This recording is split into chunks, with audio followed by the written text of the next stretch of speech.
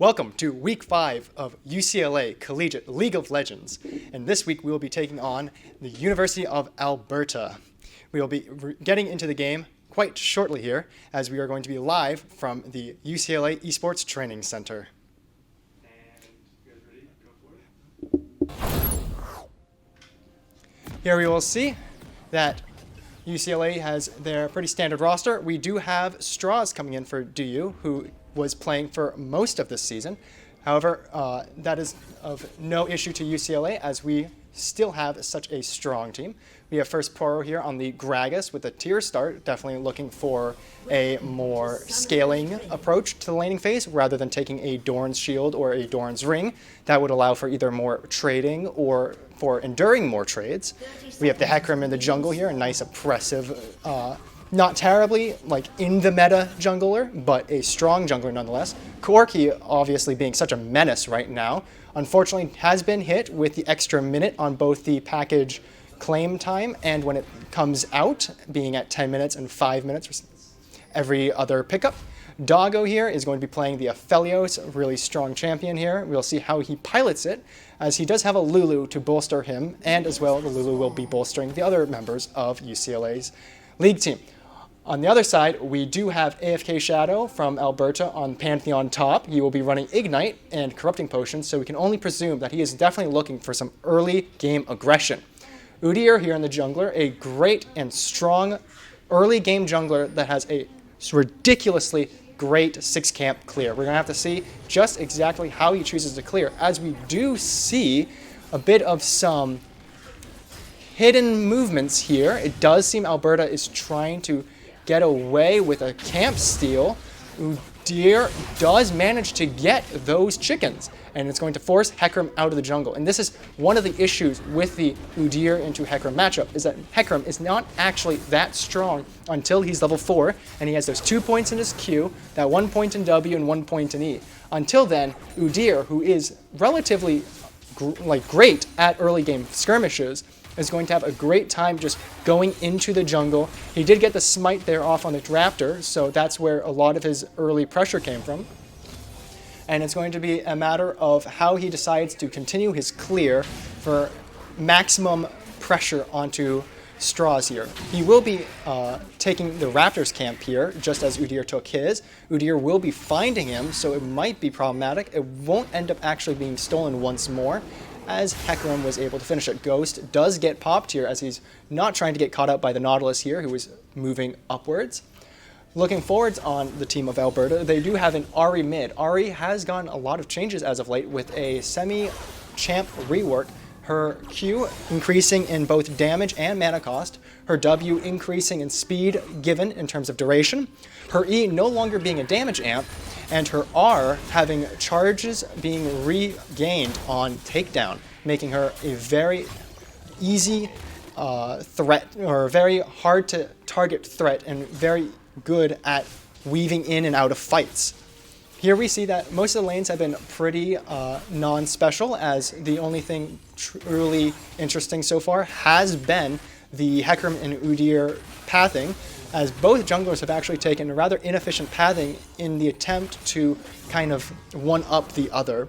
We do see that Hecarim is actually above in CS, which is not actually how it's supposed to work out. Usually Udyr would be the one up in CS, but as he did go from the Raptors' red side to the red buff, and then finally to his own Raptors in an event of trying to get the Hecarim out of his jungle, it did not work out. Ahri will have to blow flash here, as Hecarim does end up ganking mid lane. It's going to be very good for Temetrius Morant, who will want the pressure early, as Corki is not that great at the beginning of the game. Udyr has reached his blue side, and he will be taking his Gromp and blue buff now, as Hecarim is going to be effectively double scuttling. As we can see here, the Ahri being a much stronger early game champion, getting a good amount of poke on that Corki, who did start tier, so he has no innate sustain besides the cookies that he may be running. I'm not too sure. He would have had to have used both of them by now, or the health pots that he's already exhausted. Besides this, it doesn't seem like anything else is going on. Corki did have to take an early back, and as Corki is running cleanse here, he will be likely losing quite a few minions as he cannot TP to the tower. This was a choice taken in an effect to try to mitigate deaths in exchange for losing a bit more minions. Here we do see that Pantheon, being the out-of-meta champion he is, not doing too well into the Gragas, who has been a profoundly great neutralizer in the top lane, providing a very stable tank position for UCLA's current draft. Zeri here in the bot lane is definitely going to be something to keep note of. When you think about the team fighting that is going to be going down this game, you have Gragas, Hecarim, Aphelios, and Corki. Now, Corki and Aphelios are not necessarily the shortest, as we do see Corki and Aphelios are going to be less... Oh, as we have a fight breakout here, Udyr is going to get Aphelios, and that's going to be first blood on Nautilus. Unfortunate for Alberta, as they would much prefer to have that gold on either Udyr or Zeri, especially Zeri, given Zeri's need for the 3-item power spike being Trinity Force, Runon's Hurricane, and either Titanic Hydra, Ravenous Hydra, or Black Cleaver, depending on who you talk to. Here we do see that Alberta will be taking the first dragon here. It's going to be pretty much uncontested, as Hecarim instead tries to get vision in the blue side, and will not actually be taking the wolves here, as he's instead going to opt into trying to gank the Ahri. Instead, will not gank the Ahri, and will rotate top. Corki is following Hecarim, so maybe they're looking for the tower dive here. Pantheon is pushed quite back out. The wave is rather large here. Pantheon is level 5. He has no innate armor penetration yet, and it seems like it's just going to go down. Pantheon does not have E up. We'll try to go 1-for-1. Corki will be taking the kill. A great play by UCLA, as they want to get Corki online as fast as possible. We're definitely seeing exactly how Gragas, as a setup tank champion, is doing a great job here, allowing their Hecarim and Corki to get advantages topside, where they may not be able to midside with how nimble this Ahri is here, being able to evade everything with her spirit dashes. Udyr will find Alibye here in the jungle, going to be brought down quite low, as Udyr is instead going to have to run away. Pantheon instead finding Hecarim in the jungle. Corki might kill Udyr here. He still has 3 ult procs, but instead it seems that the Lulu will be going down to the Ahri, as they were split up a bit too much in UCLA's jungle here. Now we do see that the University of Alberta has a slight advantage here. They are up only 100 gold, but they do have a kill, and that probably translates to a decent amount of experience. Pantheon is unfortunately still level 5, will be getting level 6 quite shortly here, but this is extraordinarily detrimental when you're talking about an early game champion that really requires to get ahead. The Gragas is going to be such a nice pick against Pantheon, as Pantheon will be barely able to get any advantages whatsoever, really nullifying the champ from being useful at any point in the game. Zeri is getting a lot of nice poke out here with her 825 range Q, which is going to be her auto attack that is in the form of an ability. Udyr is going to be finishing up his camps here, and it seems that both junglers are kind of taking it slow. We don't see any ganks coming out right now, as many of the lanes are just either even or returning to lane. We do see Pantheon coming here bot side. He's going to be ulting, trying to catch them out of guard, and it does seem Aphelios might walk up a bit too close. Nautilus is coming out, Zeri with him. Pantheon ult does go down, but Lulu will try to save Aphelios, unable to do so, however, as Aphelios is too weak to deal with all 3 of University of Alberta's champions here on the bot side. We do have Lulu following Hecarim here. It seems that Hecarim's not too sure as to what to do here. He's both canceling his blue and his red camp, or his Gromp and his blue buff here, but instead will opt to go into the Zeri. He might actually get the kill here, but Nautilus is going to be providing a lot of peel here, and that will be Zeri getting away with 1 HP and her life. Udyr will be clearing this ward here, and probably exiting the jungle, as he does not want to get caught out by the 3 members of UCLA that are on bot side, and the Corki, who's coming to claim this buff. Ahri is in the jungle once more, probably finished picking up the top lane, is now going back to match the Corki mid, as Udyr's looking to invade once more. Lulu will be here to back him up. And it seems that Udyr is wasting a lot of time this game, as we are almost 10 minutes in, and he's at a 48 CS, making him under 5 CS per minute.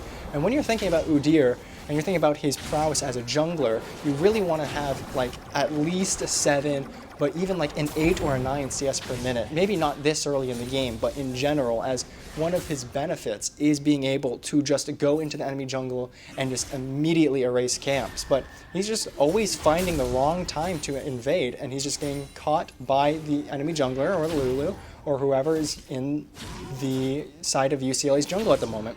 Scuttle will once more be falling down to Hecarim, as UCLA has had a great amount of river vision through the Scuttles. Corki here in mid lane is doing just fine, actually, with the second highest CS in the game after the Ahri. This is going to be a big threat going forward for University of Alberta, as he will be getting online really quickly, and he's not being punished too much for it. Hecarim is going to try to do something here bot side, but we do have to recognize that Nautilus and Zeri have a lot of escape potential. They did have vision on him as well. And that it's going to be very difficult to, with a Lulu and a Aphelios, keep them knocked out. Seems that they will instead be trying to re-get vision here. The dragon is just about to come back up, and we do see that University of Alberta has a lot of pressure on the bot side here. They may just opt into taking the dragon immediately. They will be clearing vision out first, very smart move. Pantheon is struggling the top side. He's not getting the push, and he's not getting much in terms of damage out. He is going to get casketed back into the lane. Corki is going to probably come here to pick it up. Gragas won't actually come here to tank the tower, and instead Pantheon will be able to just mind his own business and kind of leave with his life. This does mean that as Corki move top here, there is absolutely nothing stopping the Drake bot side, but they will try to counter by taking Rift Herald here. This is a slightly problematic issue, as especially when you consider the Ocean Dragon Soul on champions such as Udyr and Nautilus, who will benefit a lot from regen in combat, that UCLA is going to really want to get a bit more of the objectives here on the bot side, as they're not going to be able to do much once Soul is taken by University of Alberta. Udyr is doing what Udyr does best and is stealing camps. Hecarim not able to do much about it. There are 3 people here. The Raptor will almost stop Nautilus's back, but not fully. Nautilus will be able to return bot side here to help out Zeri, who's being pushed in. And it seems that Zeri is going to try and take a fight here. Wasn't really able to even utilize her own passive to steal Aphelios' shield from Lulu. That is one thing you do have to consider, is that Aphelios is, whenever he's shielded, or whenever he has the Bloodline shield that he can either get from his red gun or through possibly running Legend, or for possibly running Overheal, is that it can be easily stolen by Zeri. Zeri is going to be a rather strong pick into any shield-based champs, such as Lulu. Nautilus will miss this hook, and it will mean that UCLA gets away. Rift Herald will go down here, and that will be a bit of gold for the side of UCLA, but the tower is not down yet, and that's not going to have any first tower bonus gold given to UCLA quite yet. Corki is going to be rotating top. Warding might just pick up this scuttle and come back down. Maybe if they notice someone topside that he plans on once more tower diving with the Gragas. That top tower is getting pretty low here with the Demolish proccing. And it seems that instead they will play it a bit safer, not quite getting rid of this tower yet. Hecarim is trying to pick up the camps he can. It's quite interesting that Hecarim is still ahead in CS, although Udyr has been in his jungle quite a bit this game. Moving on, we do see that there's going to be a bit of grouping here in the mid lane. We'll just have to see what they plan to do. Lulu is hovering the Corki, but just as we saw before with the Zeri stealing shields, it might be even worse that Lulu's hovering the Corki, because Lulu will be taking XP and will be not really useful in providing defensive stats to the Corki here. Gragas is having the time of his life topside. He's already got that Chemtech, he's already got that nice explosive mythic here, and Pantheon is stuck on a pickaxe and Dirk, so What that leads me to believe is that he's actually going for probably a Yumu's first item. And that's going to put him extraordinarily far behind, as without like having something such as Eclipse that has percent HP damage, something like the Gore Drinker, which can allow him to be a bit tankier, even any sort of Cinders item, it's going to really hurt him when it comes to doing damage, as Yumu's is going to be a non-mythic item, it's going to not be great in stats, and it's just going to put him farther behind in terms of econ. Looking bot side here, Hecarim is in the brush, but he does end up backing out, not seeing an opportunity there. Corki is going to look to claim the blue buff here, and that will be more mana for UCLA. Corki has the Mana Mune already built. It will be turning into a Muramana in 60 more stacks. He does have the Sorcerer Pen Shoes, but he will be getting caught out by Ahri here. Seems that Ahri is not going to be able to do much more, however, but that will be Corki. Half HP down. Pantheon seems to get some poke out on Gragas here, but it'll be only a matter of time and ability presses that Gragas will be here at full HP. Ahri is going to be rather ambitious and be rewarded for it, as she just dives straight to the Corki. Corki was not fast enough to respond to it. And it seems that that's going to be one of the main players on the side of UCLA down here. We do have Dragon spawning in 40 seconds, and it'll be rather crucial to see how Straws and the rest of UCLA wishes to take this, as if they are put on Soul Point, they will be nearly forced, no matter the circumstances, to fight for the 4th Dragon, unless they want to really put everything on that Elder fight 10 minutes down the line. But what we can see is Udyr is going to be the one to be getting vision control here, and that we can only presume that UCLA might not be able to pick up this dragon, which will be really bad. Gragas does TP down, and it does seem that Corki does have package. We'll have to see exactly how this plays out. Hecarim will be going onto the Udyr. He does get him to flee in the right direction, and it seems that Udyr might just be dead. He will not be able to just turtle form his way out of that one. Gragas goes in, but will not be chasing after the Nautilus. They're instead choosing to go for the dragon here. Smart move, making sure that this Drake is collected before it is done so by the University of Alberta. Ahri does have a flank position, but it will be Nautilus missing the hook that will kind of hurt the engage here. However, as we do see, they were just a bit out of position, and now it seems that all of UCLA is going to fall here, as not many kills are picked up on their side, only having that Udyr dying at the very beginning of the fight. And that's going to be actually not nearly as good as giving up the dragon here, as that will be around 1,500 gold to the University of Alberta. And as we can see here, although the Nautilus missed, the Pantheon was able to really hurt the Lulu from being able to support the rest of the team, zoning out Corki and the Lulu. And that's kind of what devolved into the fight, in which Zeri, Ahri, and Nautilus were able to kind of clean up the other side of Hecarim and Aphelios and Gragas. We do see more turrets falling down here as a result of that ace, and it will be University of Alberta looking to this Rift Herald here. They have 4 people on it, as their Zeri is coming back from base. We'll have to see what the approach is from UCLA moving forward, as they are now down around 4k gold, as well as 1 dragon. It's better than had they lost the fight and the dragon, but it's still not looking too great for us here at UCLA. Ahri is going to be 501 with a pretty nasty golded lead here at 1,800. Otherwise, we see that most of the lanes are still all right. We do see Zeri 1,500 gold as well. Surprisingly, that Nautilus 106 will have a 1k advantage on the Lulu, but Hecarim is going to be 500 gold above Udyr, and Gragas about the same as Pantheon. So in terms of the top side here at UCLA, it's not quite over yet. However, unfortunately, it is not the Aphelios or the Corki that are the ones doing too great, and that's a big issue when you're thinking about who the carries are here on the side of UCLA. Corki, actually, depending on the ambitiousness of this Pantheon, might be getting caught out here. It does not seem like it'll end up being the case, as I'm realizing Pantheon's ult is not off cooldown quite yet. Instead, we'll be looking at just pushing the waves in, trying to provide some amount of pressure from here on the side of UCLA. Corki will be recalling here, maybe with Luden's Echo going to be in the inventory after. Trinity Force is going to be the mythic of choice on the Hecarim here.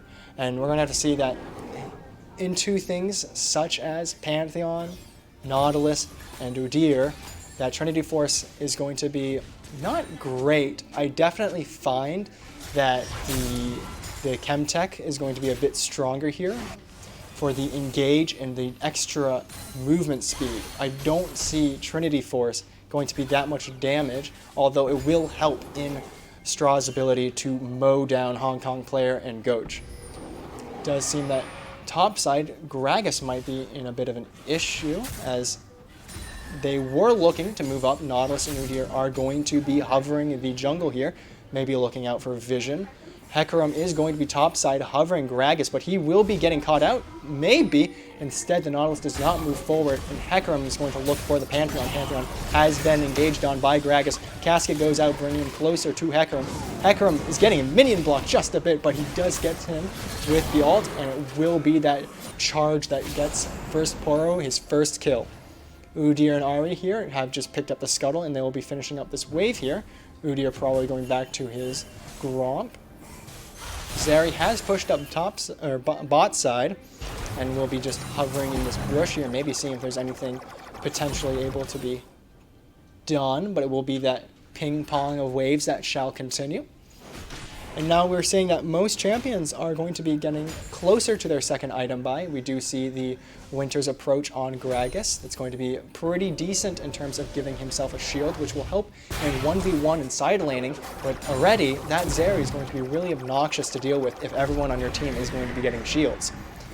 On the side of the top of University of Alberta, it is the Serpent's Fang first. So it's very interesting. I find this actually probably not the place where you want Serpent's Fang into a shield-based team. Because you have to think, do you want to reduce the shield that's eventually going to get stolen by your Zeri? Like, when these shields are your potential own shield, maybe you want to actually play around Zeri. I mean, you have to think that Zeri's shield, it's very easy for Zeri to take shields because of the nature of her auto attacks. And I don't know how much Serpent's Fang is going to do here.